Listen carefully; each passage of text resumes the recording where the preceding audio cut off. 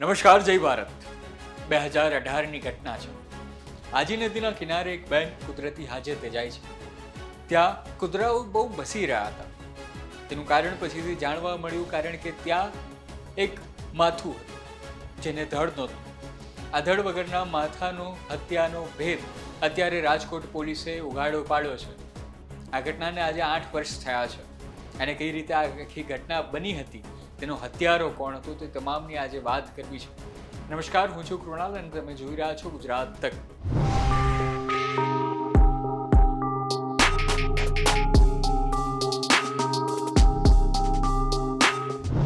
આજે છે 12મી જૂન, વિશ્વ બાળ મજૂરી વિરોધ દિવસ. અને આજની આ ક્રાઇમ સ્ટોરી તેવી જ એક બાળ મજૂરની સાથે જોડાયેલી છે. ગરીબી શું હોય છે તે એ માતા અને પિતાને પૂછો જેણે પોતાના બાળકને 8,000 રૂપિયા પ્રતિ મહિનાના ભાવે વેચી દીધો છે. પશ્ચિમ બંગાળમાં અને તેની આસપાસના જે ગામડામાં પ્રચંડ ગરીબી છે તેનું આ ઘટના સાથે સીધું કનેક્શન છે. પશ્ચિમ બંગાળમાં જ્યાંથી સોનાના કારીગરો સોનાના ઘરેણાં જે બનાવે છે તે સોનીના કારીગરો આપણે અહીં ગુજરાતમાં ખૂબ બધી માત્રામાં વસેલા છે. અને આવું જ એક સોનાનું કારખાનું હતું, સોનાના જવેરાત બનાવતું કારખાનું હતું જે ધમધમતું હતું. તેની અંદર એક રાક્ષસ રહેતો હતો. આ ક્રૂર રાક્ષસ જેનું નામ હતું અજીત મોલ્લા. અજીત મોલ્લા તે જ આ મુખ્ય આરોપી છે જેણે આ ધડ વગરના માથાનું એક હત્યા કરી હતી. હત્યા કોની કરી હતી તો તેના જ અંદર કારીગર હતો, તેના જ કારખાનામાં કારીગર હતો તેવા એક 14 વર્ષના માસૂમ બાળકની. અજીત મોલ્લા એટલો ક્રૂર હતો, તેની ક્રૂરતા તેને અંદર કામ કરતા આવા 20 થી 25 આવા બાળ મજૂરો હતા. તે દિવસ રાત તેનાથી તડફડતા હતા, તેનાથી ધ્રુજતા હતા. અજીત મોલ્લા પશ્ચિમ બંગાળની આ ગરીબીથી વાકેફ હતો અને તેના માતા પિતાઓની મજબૂરીથી પણ. અને તેના જ કારણે અજીત મોલ્લા જે છે તે આ ગામડાઓમાં જતો અને ત્યાં તેના માતા પિતાને મનાવતો અને દર મહિને 8,000 મોકલી આપતો. માતા પિતા એટલા દૂર હતા અને ગરીબી એટલી પ્રચ્છન્ન હતી કે તેના બાળકોને મોકલવા સિવાય તેમની પાસે કોઈ ઉપાય નહોતો. ને બીજી વાત એ કે તે મોકલ્યા પછી ભૂલી જતા, કારણ કે તેમને 8,000 રૂપિયામાં તેઓ જીવી જતા હતા. અને આ બાળકોનું અહીં રાજકોટની અંદર શું હાલ થતા હતા તેનાથી તેઓ બેખબર હતા. અજીત મોલ્લા ખૂબ ક્રૂર વ્યક્તિ હતો, એટલો ક્રૂર કે તેની સામે જો કોઈ બાળક વધારે ખાય કે તેની સામે કોઈ જવાબ આપે કે વધારે કામ કરે તો પણ તે મારવા લાગે. અને મારે એટલે કે જેવું તેવું નહીં, કોઈને ચીપિયા ભરે, કોઈને દજાડે, કોઈને ટોર્ચર કરે. અને આવી ટોર્ચર તે સતત કરતો રહેતો. તેની પાસે લગભગ જેટલા પણ 20 થી 25 જેટલા લોકો હતા તેમાંથી મોટા ભાગના હતા તે સગીર વયના હતા, 18 વર્ષની નીચેના હતા. અને જે હતા તે 12 વર્ષના હતા, 14 વર્ષના હતા, 13 વર્ષના હતા. અને આવા નાના બાળકો પાસે તે અહીં પુષ્કળ ગરમીની અંદર આ ઘરેણાં બનાવવાનું કામ કરતો. આ એ જ ઘરેણાં હતા જે રાજકોટના વેપારી લોકો, પૈસાવાળા લોકો હતા તે પહેરતા હતા. તેની મજૂરીમાં આ બાળ મજૂરો રોકાયેલા હતા. તેમનો પરસેવો હતો, તેમના લોહી હતા, તેમના પરિવારથી દૂર હતા. અને આ 14 વર્ષનો બાળક છે, હવે તે ઘટના પર આવું તે આની સાથે ખૂબ વધારે જે હતું તેનો વિરોધ કરતો હતો.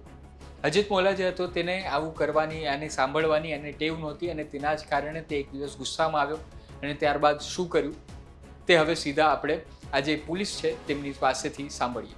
એ છોકરો જે મરી ગયું હતું એ બંગાળમાંથી આવ્યું હતું અને એક જે 20માંથી એક મિસિંગ છે એ છે એ છોકરો હતો. એના પછી અજીત મોલ્લા અજમત મોલ્લાની વિશેષ પૂછપરછ કરતા એને કબૂલ્યું હતું કે એ છોકરો મસ્તી કરતો હતો અને પરત જવાની પૈસાની માંગણી કરતો હતો પરત જવા માટે. એટલે ગુસ્સો કરી એને બહુ માર્યો હતો અને મારતા મારતા મરી ગયો હતો. પછી મેં એક કોથળામાં ભરવાની કોશિશ કરી હતી, પણ આખી બોડી કોથળામાં ન આવતા એને ધડથી જે શરીરથી એ માથું જે અલગ કરી નાખ્યું હતું. અને બીજું પણ એનું પર્પઝ હતું કે માથું અને ધડ અલગ થઈ જાય તો બોડીની ઓળખાણ ન થાય અને કોણ મર્ડર કર્યું, કોનું મર્ડર થયું એ ખબર ના પડે, એના માટે એને એ કૃત્ય કર્યું હતું. અને જ્યારે અમે એમને પેરેન્ટ્સના કોન્ટેક્ટ કર્યો તો એકદમ ગરીબ ઘર પરિસ્થિતિ હતી એમની. અને એમને બહુ મહેનત કરી નથી, કેમ કે છોકરા જે એમને મોકલ્યા હતા 8,000 માટે એને મોકલ્યા હતા અને ગરીબ પરિસ્થિતિના કારણે બહુ જગ્યાએ ઓળખાણ ન હોવાના કારણે એ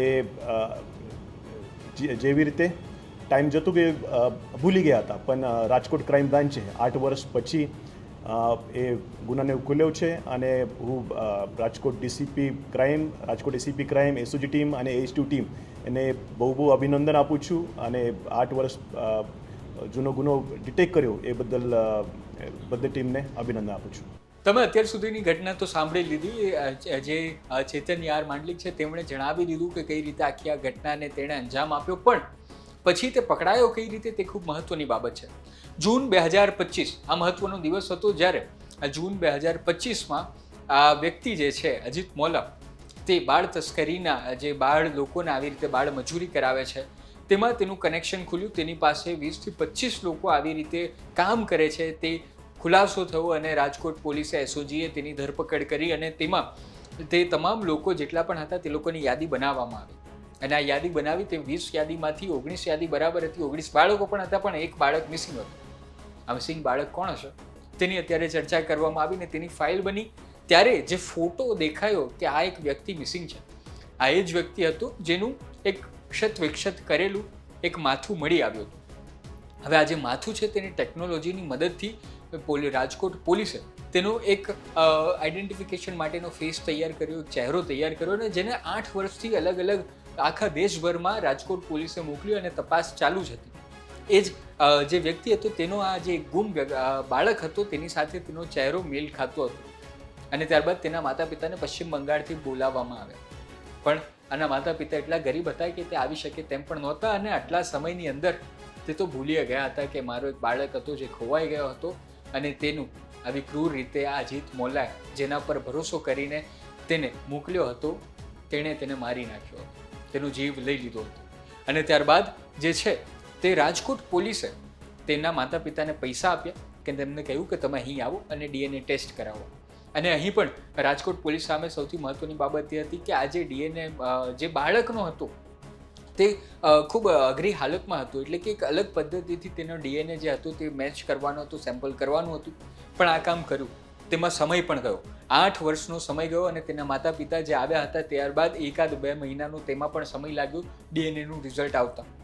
પણ જેવું ડીએનએનું રિઝલ્ટ આવ્યું તેવું રાજકોટ પોલીસને જેની પર શક હતો તેની ઉપરનો શક જે હતો તે કન્ફર્મ થયો અને ગુનો દાખલ કરવામાં આવ્યો.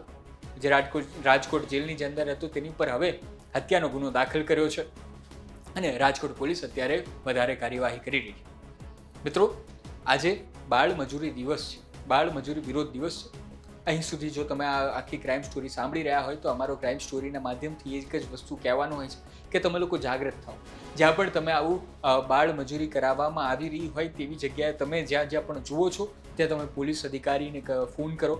આ ગેરકાનૂની છે, લોકોને રોકો, તેમને શિક્ષા આપો. જો શિક્ષા આપશો તો આવી ક્રાઇમની ઘટનાઓ બનતી અટકશે, તેઓ પણ જાગૃત થશે.